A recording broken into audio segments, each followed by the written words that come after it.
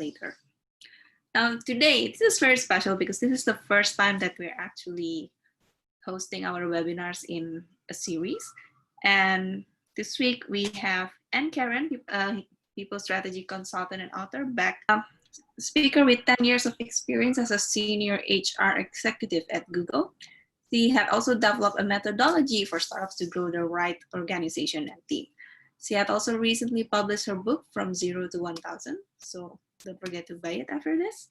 And yeah, so without further ado, I think we can start right away. So yes, I'm going to stop sharing and then you can share your slide. And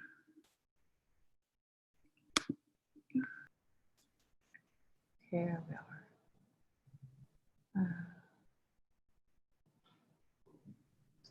I'm sorry. Okay, can you see my screen now? yes. Fantastic. All right, technology is with us, yes. Well, we'll need resilience, right? All right, so today, yes, it's the second time that I'm speaking here. The first time we're more speaking about the reality of building a startup. And today we're going to speak more about, once we've managed to to build a startup, how do we ensure that it's sustainable? In order for things to last, you need resilience. So I'm sure that all of you here, whether you're founder or a future founder, all share the same will, which is to build a successful business. But the reality is that only 10% of startups, succeed. And if we have a look at the reasons why startups fail, all of them are attributed to human or leadership errors.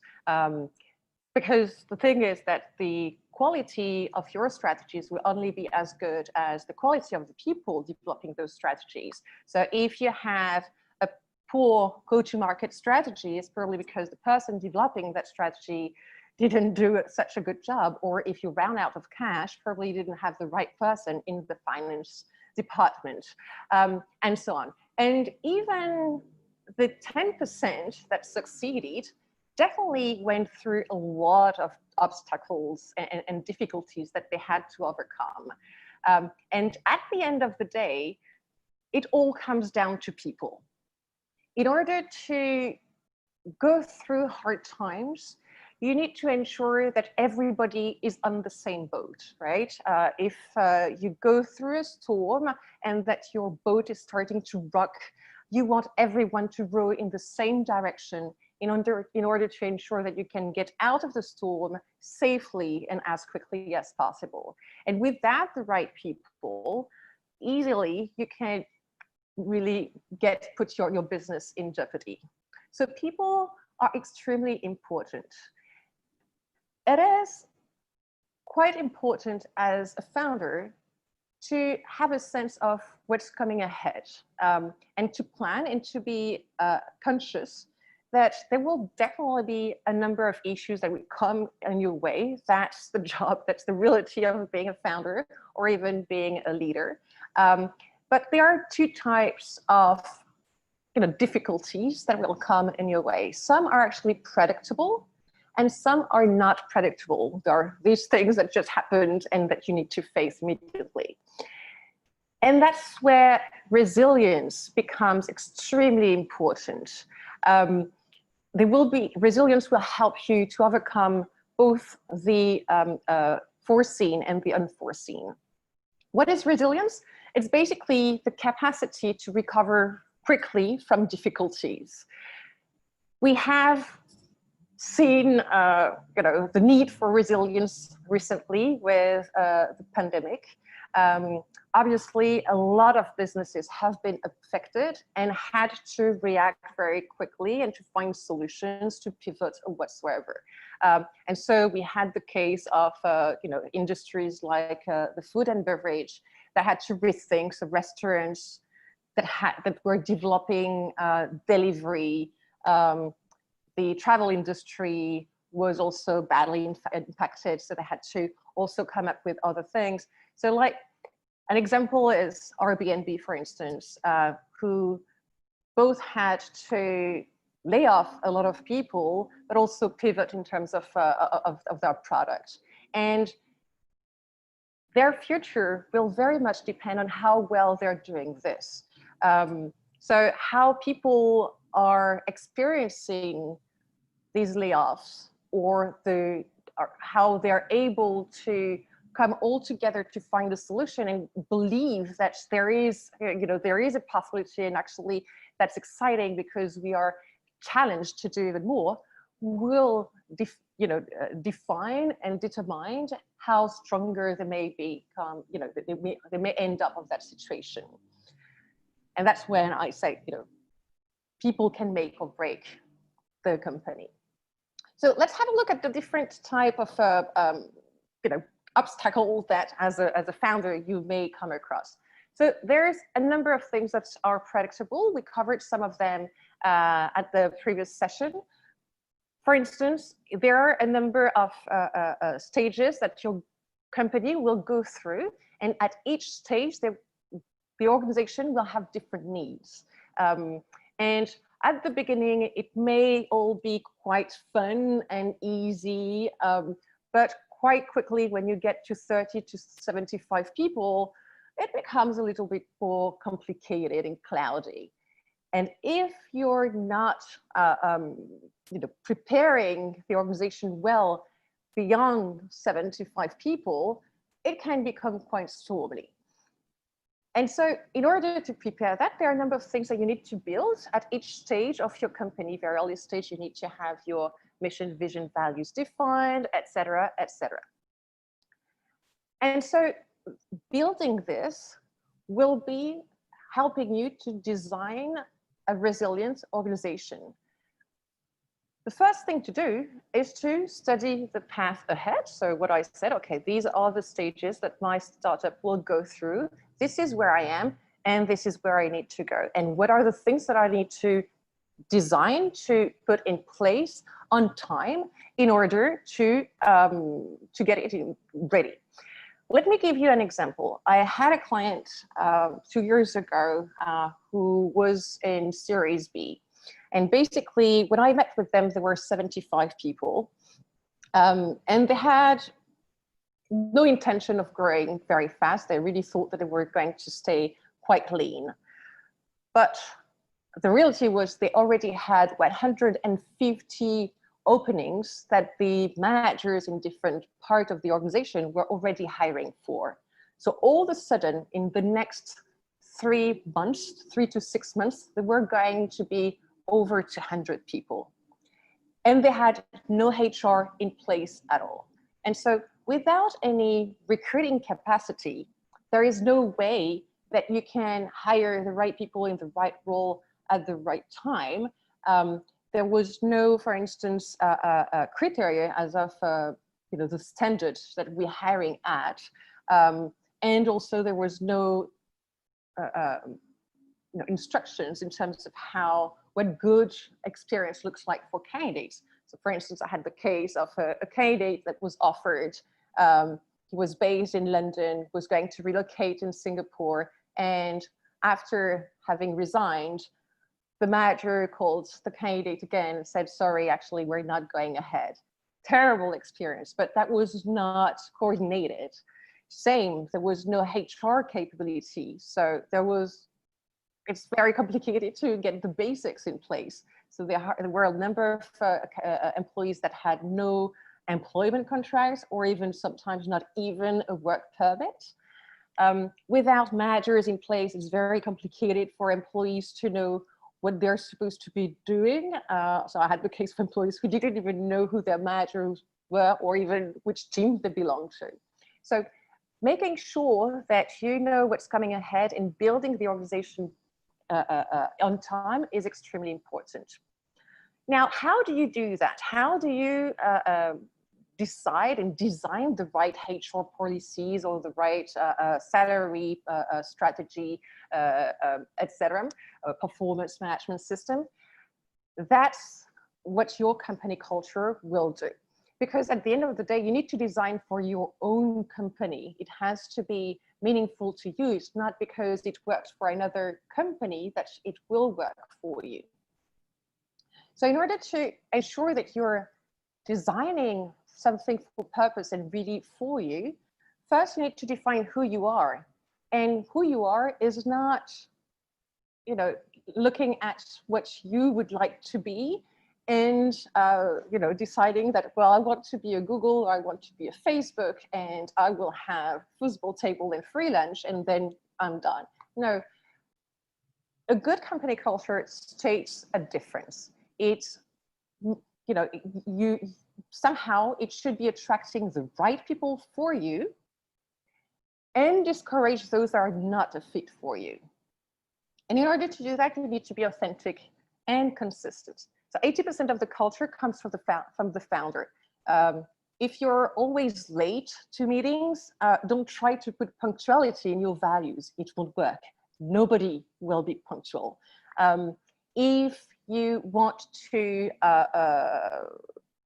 if you don't like the fact that you're super disorganized, which is the reality of being a startup, we're quite disorganized, don't try to put in your values organized in the hope that people will become organized. No, embrace it and say, well, we thrive in chaos. And in that case, you will hire people who navigate well with ambiguity and know how to bring order into a mess. And be consistent. So if you are, empowering, choosing a value like empowering for your company, make sure that all your systems are making sense and consistent with that. If you have a policy that says that the working hours are 9 to 6, or that there's no work from home flexibility, well, that might not really be in sync with being empowering. So be careful about that. I can give you 2 quick examples. So we all know Netflix. So Netflix, for instance, did an amazing job in translating their value well. And so, for instance, they have a value that it's called judgment. So they expect that they hire grown-up adults that can make the right decision. And in that case, they decided that there was no leave policy, for instance. So you could take as many leave as you want. That can be a little bit weird for some companies, but that's really consistent with what they believe. They believe that people can make decisions, the right decision, and they shouldn't be told how to do it. Semco is even more extreme in terms of the way they have implemented their culture. So they have the founder or CEO is called Ricardo Semler. I really encourage you to read his book if you're interested in this. And he came up with this idea of bringing democracy in the workplace. And so one of the things that's translated from that, because it's good to say, okay, we give democracy and everybody has a voice, but if in reality it doesn't happen, then that's never going to work. And that worked for them, because in reality, people were actually able to set up their own salaries, but everybody had access to everybody's salary. And so people could be voted out of the company if people thought that they were not paying themselves in sync with the value they were bringing to the company. Similarly, managers were voted or are voted in as a manager every 6 months by their team. And after 6 months, if they've done a good job, then probably their team is going to vote them again as their manager or not. And so you might think, well, I'm not sure that's a type of environment in which I want to be, or where I will be happy. And that's what a good company culture does. It attracts the right people and discourages those that are not in sync. The reason I'm saying all that is because you're building for the long game. We're speaking about resilience here.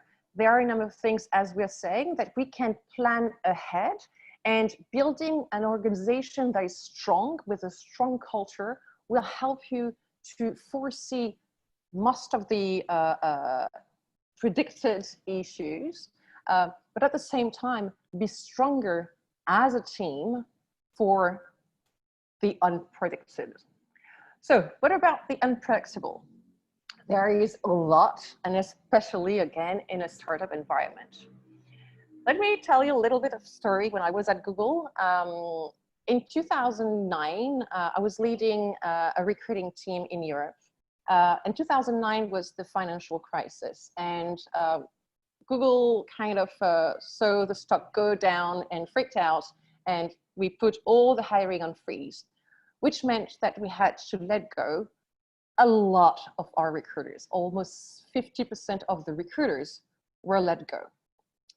6 months later, business was not just back to usual, it was way more important. So the business needed to hire a lot of people all of a sudden.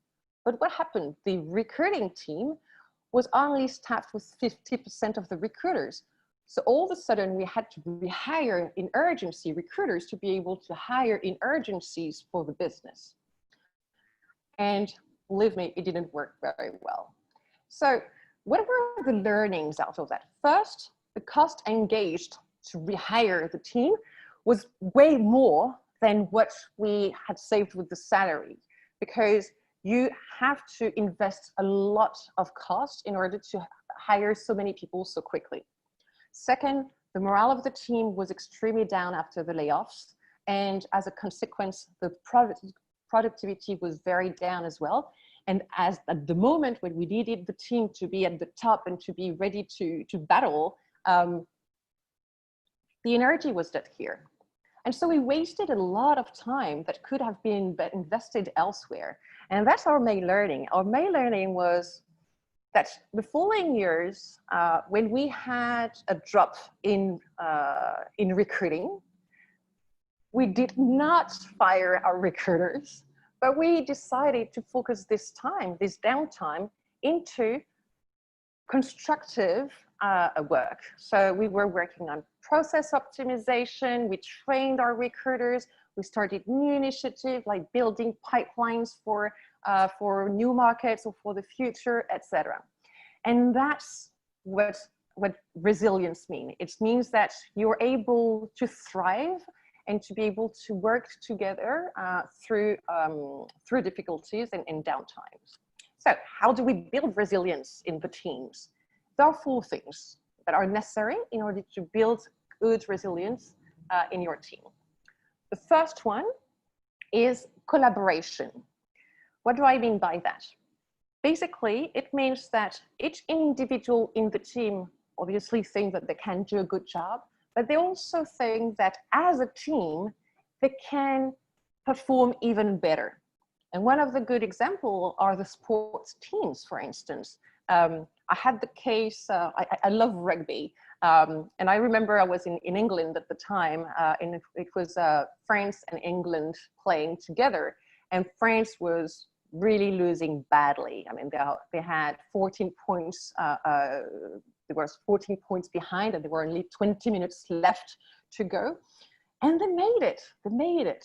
I remember that because I was in an English pub by myself, and I was jumping everywhere around all these English people. But what the coach said is that, you know, we worked as a team, we came together and we believed that we could make it. So how can you translate that into the work environment? Encourage teamwork and project groups. Get people to work together and to feel how much they can accomplish working together, and to know how to trust one another. And so you can have cross-functional projects. For instance, recently with the pandemic, there was a lot of thinking to do around how to optimize work remotely. And so it could be a number of different team members from different teams that work together and try to find solutions. The second thing that is very important in order to build resilience in the team is to ensure that everybody is very clear in terms of what they're supposed to do.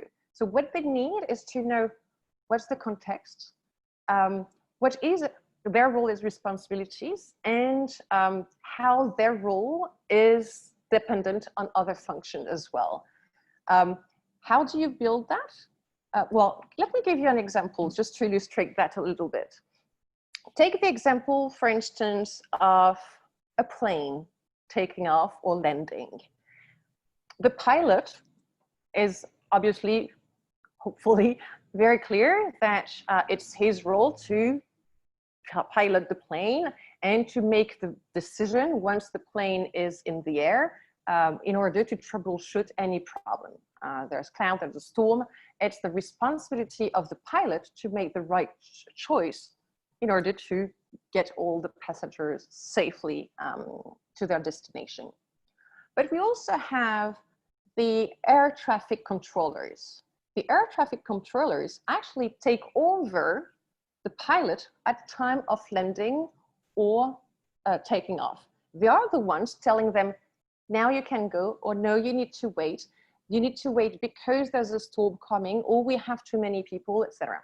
So it has to be extremely clear between the pilot and the air traffic controller who is responsible for what, who is making which decision, and how they can work well together. And so in an organization, how can you do that? It's by making sure that every team is clear about what they're here for. Like, why do we need HR? Well, we need HR because we need to have the contracts done. Okay. And then once we're clear about what the certain team is here for, we define what good looks like and put together some KPIs to be able to monitor if we're actually doing the job that we're supposed to do. And the second is each time you set up objectives for your team, make sure that you provide the context, you know, the same as our traffic controller is telling the pilot, well, you have to hold on here because there are too many planes. And so, you know, that's what you need to do. So ensure that you're providing this so that people can also think and adapt and do the right, you know, find the right solution to the problems. So that's the second. The third is you need to develop an ability to improvise in your team. Basically, it means that your team members need to be able to come up with new ideas and new ways to, you know, to come up with ideas. So again, during the COVID situation, we had a lot of examples. I took the example of Airbnb earlier. I mean, they have been able to pivot, whether that will prove successful or not, we'll see. But they moved their experience, you know, in hosting physically in flats online.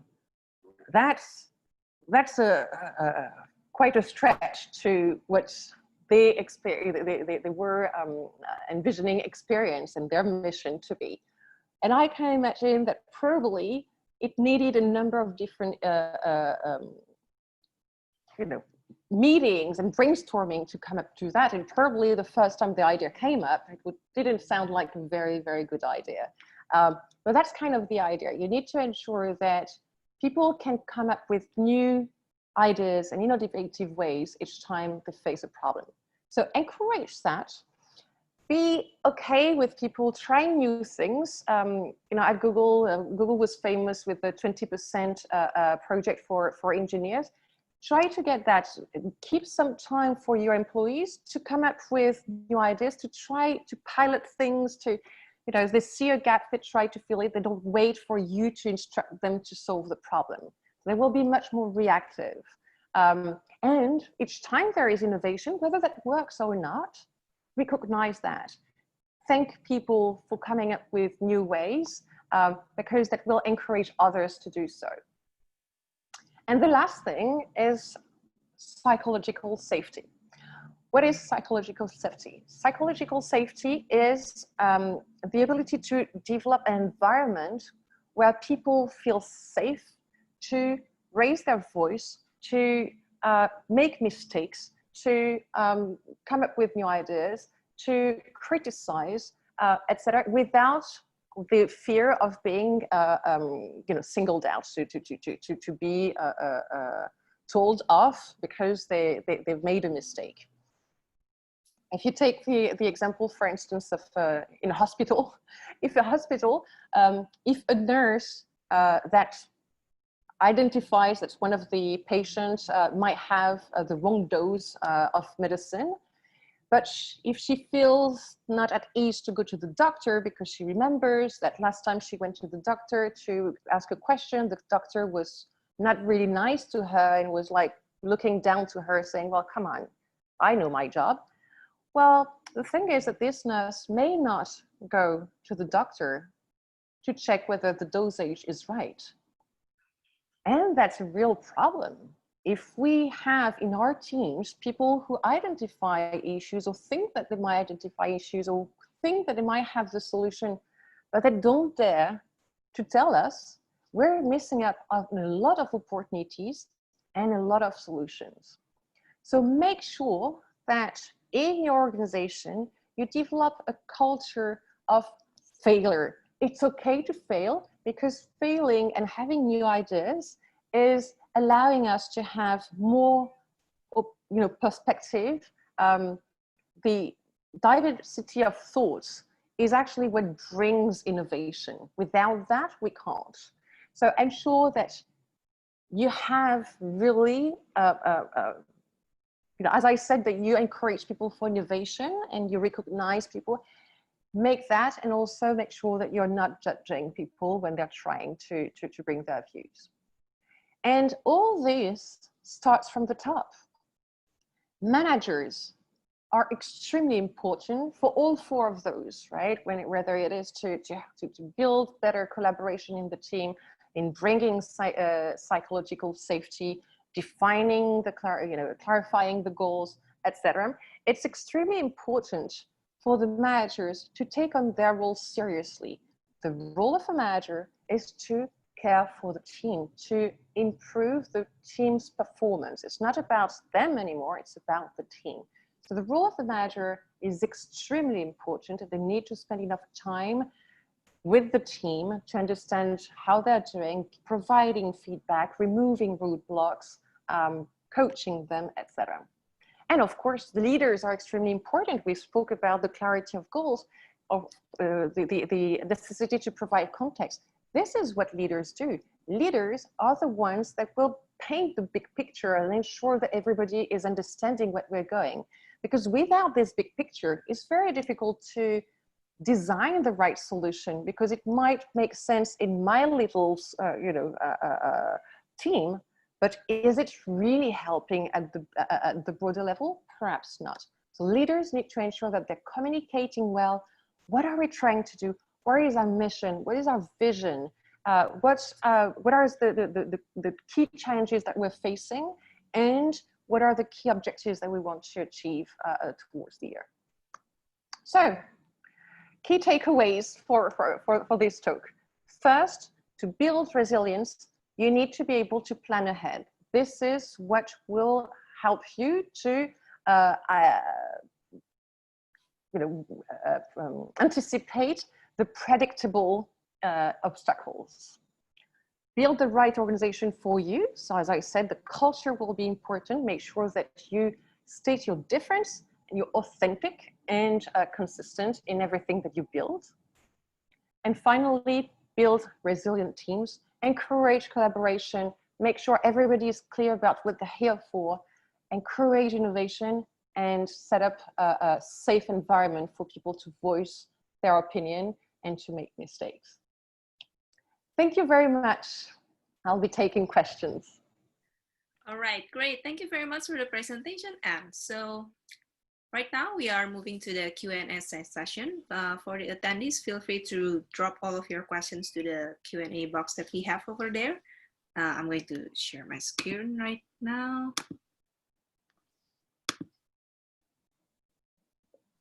Okay, we have one question coming in. So let's see. Okay, it's from Hitesh Shutar. For business agility, you need a team that is quick in adapting changes. I believe it's important that all team members have the same level of energy and magnitude. How to deal with one of the team member who is lacking behind in showing zeal and zest? That's his first question. So would you like to take this first, Anne? Yeah, sure. I mean, as we said, that's kind of the role of the manager. The role of the manager is to identify how the team members feel. And there might be a number of different reasons why this employee is not showing as much zeal and zest. And depending on the reason, then the manager should be adapting the response. In order to adapt the response well, the manager needs to take time to listen and to know the individual. Now, what could be the reasons? It could be that it's not the right person for that team, whether that's technically or from a cultural point of view, in which case, perhaps it's not the best idea to keep them at all costs. Perhaps they will be happier and more performing in another organization or another team. So the manager needs to help them identify what they're good at and ensuring that we have the right person tailored for the role. Don't change the role for that person. And the second could be that they are being shy or they're feeling uncomfortable. They might have a problem with another team member. Again, once the manager is able to surface that, it's easier to remove, to help to remove the roadblock, to speak to the other members, etc. So it all comes down to the manager to identify what is needed. All right. Okay, great. Thank you. Now we have two more questions coming up already. So the first one is from Soma Sakar. Hi Soma Sakar. And the question is about how to choose a co-founder, because most of the time company fails because of the founding team itself. Like, let's not even talk about the employees. Let's not talk about the core team itself. So how do you pick the co-founder? That's a very good question, and I don't think there is a key answer. My recommendation would be to experience working with the person as much as possible. Sometimes we've had founders who were friends and it didn't quite work together. So try to work on a project, whatever it is, and if it doesn't work, don't try too hard. At early stage, whether that's the co-founding team or the employees, it will be trial and error, because you're figuring out yourself who you are as a founder and what you're trying to do, what is exactly the solution that you want to develop. So yeah, be okay with that. And the second thing is, make sure that you have this conversation very upfront with the co-founder that you're choosing. It may not work, or at some point you may not be the right person for the organization as we grow, really big. If you're the CTO and you designed the first product, it's probably not you who will be the CTO of an organization of 200 engineers. You may not have the skills for that, and that's okay. But that's a conversation needs to happen from the beginning. It's like, okay, at some point we will need to have difficult conversation, whether that's very early, it's like, okay, it's not working, or later on, the organization is too big for you now, we need to make a decision. And ensure that when that conversation happens, it's for the good of the company, and not trying as much as possible not to make that personally. And the best way to do that is to have the first conversation beforehand. I hope I'm answering the question. Otherwise, there is a typical mix, which is usually people, startups, especially in tech, have one sales and one tech, one business, one tech person. I don't think that's enough to really make a strong founding team. The most important is to be complementary and to know how to work well together. So having experience or building that experience. Okay, I see. Thank you. Yeah, I also have a question regarding yeah, having that difficult conversation. So do you have any advice on how to do it better to your employees or to your co-founders? Because it seems like you mentioned something about psychological safety. Is this also part of it? The ability to do that difficult conversation to make sure that we can bring forward? Absolutely. Having difficult conversation is the job of the manager. It's one of their responsibility, and you should never shy away from that. You're not doing your job otherwise. How to do that is indeed to build empathy. Always put yourself in the shoes of the other person. What seems to you as a lack of motivation might be something totally different. What seems to you a lack of performance might be, you may not have all the information. So the most important is to build empathy, and build from the information you have from the employee. And then from that, you design the solution with them. The solution could be, goodbye, right?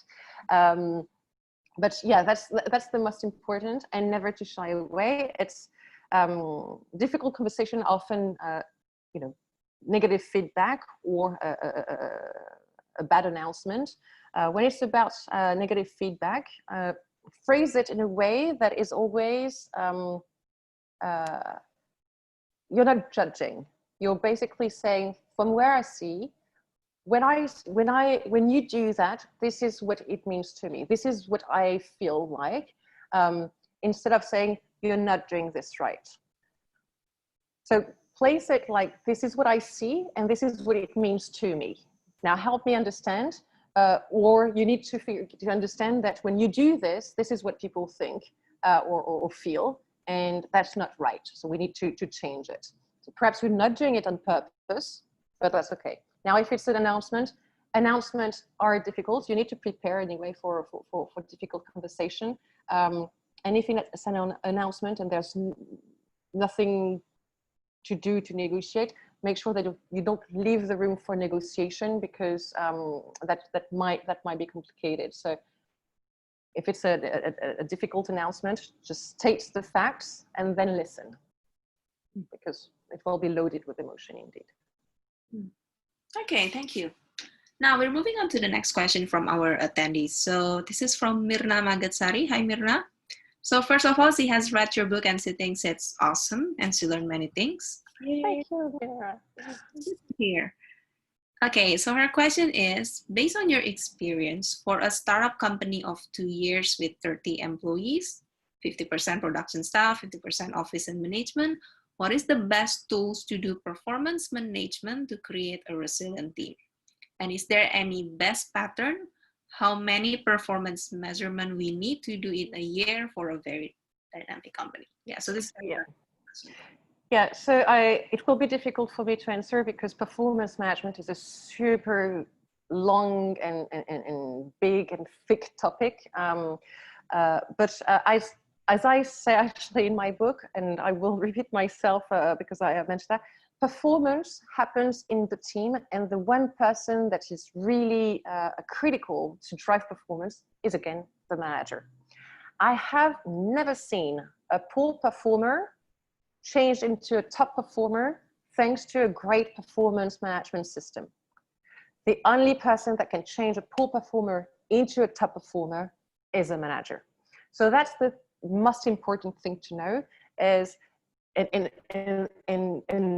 resilience, as I said earlier, building collaboration, building innovation, in all this, clarity of goals depends on the manager. And the tools that we will build are actually not so important. Tools are tools. They're only the vehicle of something that you have already built. They're not building it for you. Now, if you speak about the different measurement systems, right? For me, the least the better. If you want to empower your team as much as possible, make sure that you equip them with the right tools and that they can use this tool. So for instance, for KPIs, don't have too many to track, because then it's not readable. I usually take the comparison of KPIs with your car dashboard. KPIs are key performance indicators. They are indicating whether you are doing the right thing or not. You have your team purpose. Why do we need HR? What does good HR looks like? And how do I know that I'm doing good? So for instance, all the contracts are being sent on time. Recruiting is being done within 3 months on average, or whatever. So you have a number of indicators, and that's your car dashboard. In your car dashboard, you will see the gas level, the oil level, the speed, and all this. And that helps you to make decision. You see that when the gas is down, I might need to take on some more gas in order to reach my destination.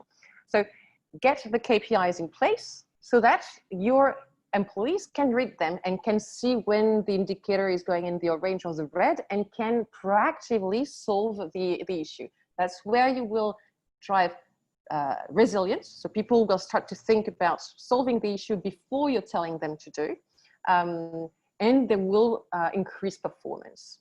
And so when I'm saying not too many indicators, it's like, a car dashboard, we can all read it. A plain dashboard, I don't think I can, unless I'm a professional pilot. So that's kind of the idea. If you're putting anyone in front of a plain dashboard, I don't think they will be able to read and to make any good decision out of that. All right, okay, thank you. So we have another questions from Anonymous. Hi there, whoever you are. The question is, would you like to share your most challenging time managing a team and how you handle that situation?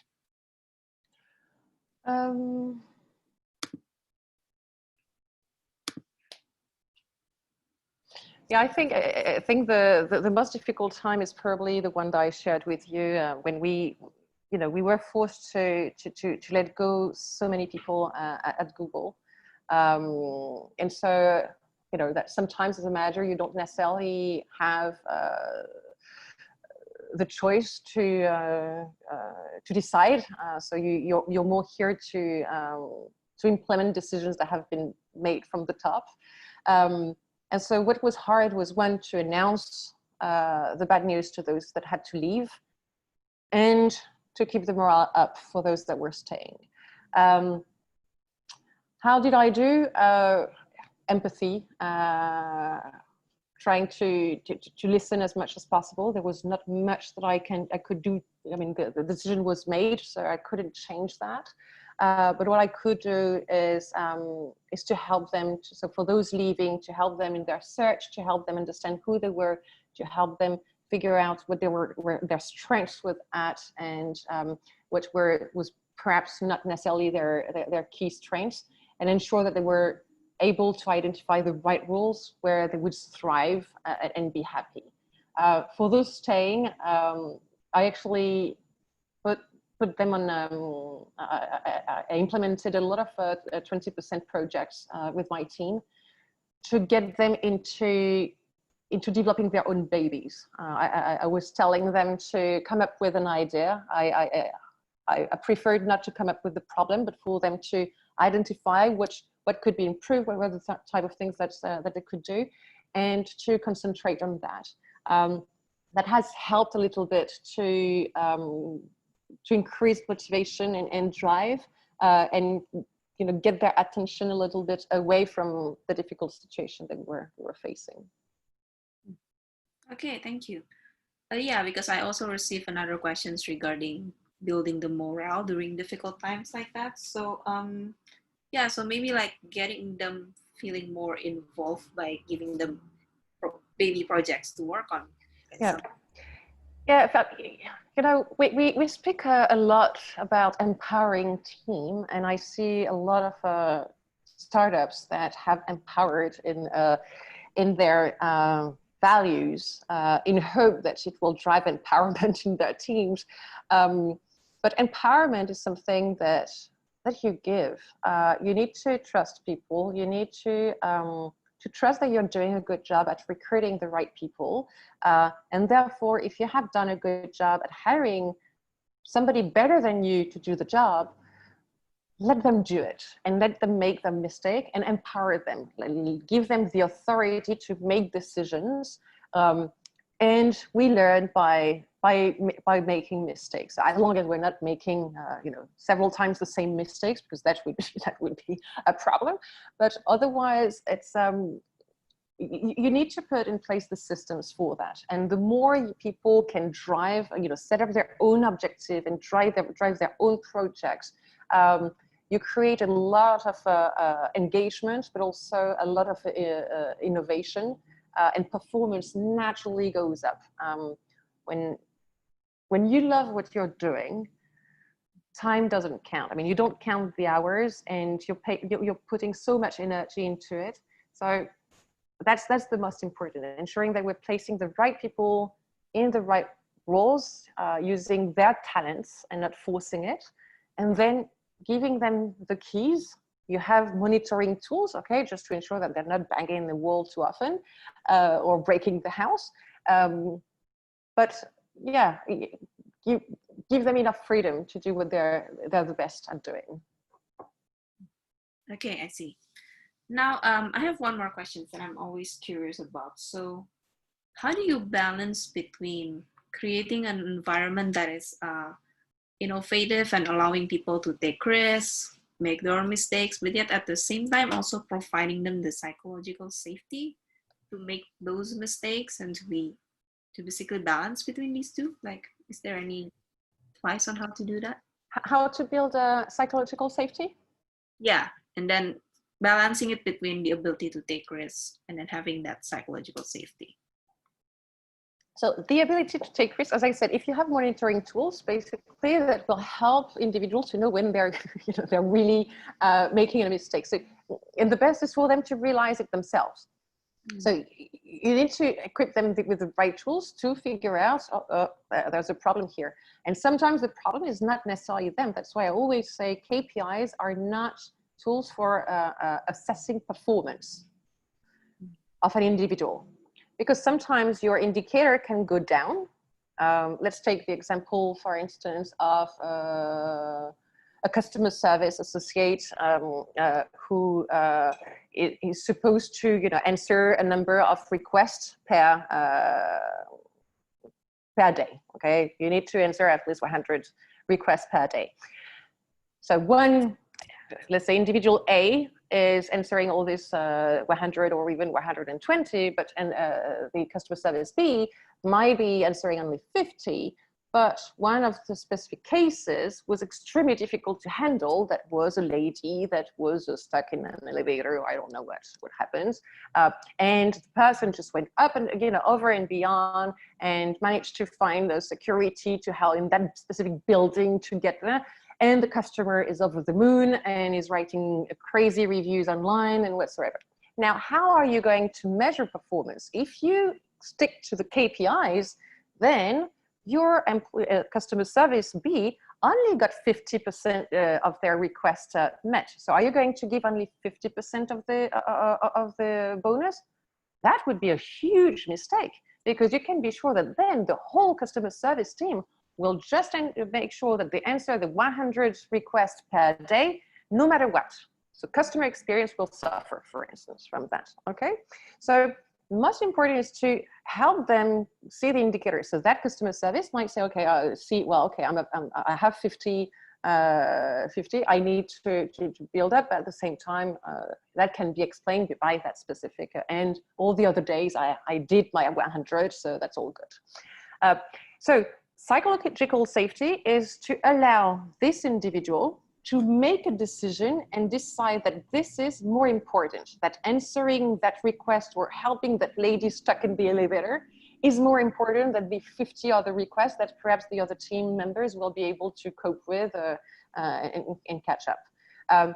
So it's making those decisions. And as a manager, you need to encourage that. It's like you have used your good judgment, or sometimes you don't have, it was not the right decision, but it was good to actually try, because now we can speak about it. And now you know that what is important for us is to get the 100 requests answered. So never, when you provide feedback, make sure that you're not being, recognize the positive and provide additional information very concretely. It's like, okay, when you do that, then it feels like you forgot that there are still another 50 people waiting for an answer. And so as much as I understand perhaps next time you can escalate it to somebody else that will be, so it was good to spot the issue, but you provide some, and the person will understand, but they should not feel that they were pointed out or because they made that choice. Otherwise you will again kill innovation. So make sure that people can voice everything. All right, so we are nearing to the end of our session. So do you have any closing statement that you would like to give to our attendees? Well, I hope that was helpful. The period is challenging, so building resilience is definitely important, but you don't build resilience in hard times. It's not, you don't build resilience once the problem is here.